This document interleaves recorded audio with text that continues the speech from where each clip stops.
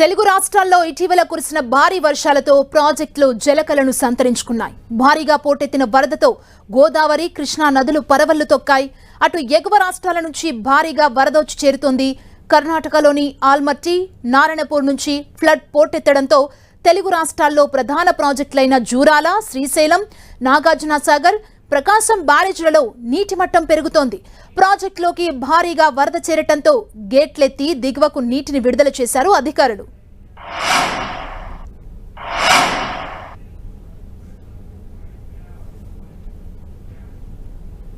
ఆల్మట్టి ప్రాజెక్టులో ఇన్ఫ్లో 3,41,348 క్యూసెక్కులుగా ఉంది.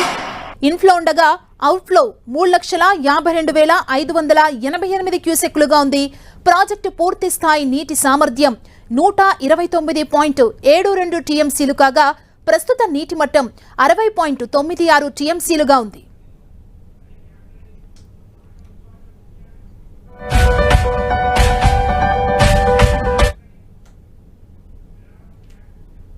నారాయణపూర్ ప్రాజెక్టులో ఇన్ఫ్లో 3,36,450 క్యూసెక్కులుండగా అవుట్ఫ్లో 3,32,940 క్యూసెక్కులుగా ఉంది.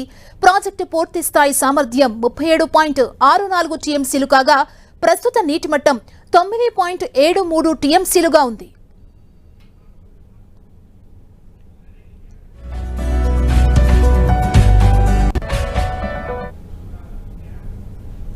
జూరాల ప్రాజెక్టులో ఇన్ఫ్లో 2,98,321 క్యూసెక్కులుండగా అవుట్ఫ్లో 2,97,108 క్యూసెక్కులుగా ఉంది.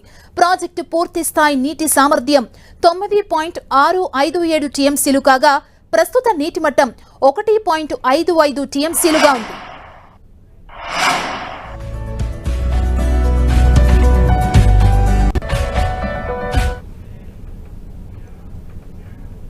శ్రీశైలం ప్రాజెక్టులో 4,42,977 క్యూసెక్ల ఇన్ఫ్లో ఉండగా అవుట్ఫ్లో 5,56,247 క్యూసెక్లుగా ఉంది.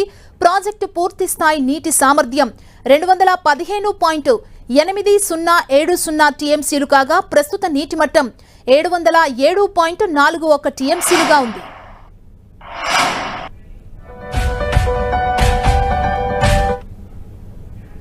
నాగార్జునసాగర్ ప్రాజెక్టులో 3,36,343 క్యూసెక్ల ఇన్ఫ్లో ఉండగా అవుట్ఫ్లో 23,272 క్యూసెక్లుగా ఉంది.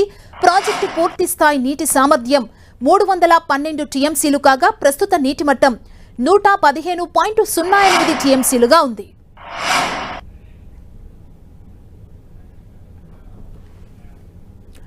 ప్రకాశం బ్యారేజ్లో ఇన్ఫ్లో 14,875 క్యూసెక్కులుండగా అవుట్ఫ్లో 14,609 క్యూసెక్కులుగా ఉంది. బ్యారేజ్ పూర్తి స్థాయి నీటి సామర్థ్యం 3.07 టీఎంసీలు కాగా ప్రస్తుత నీటి మట్టం 0.02 టీఎంసీలుగా ఉంది.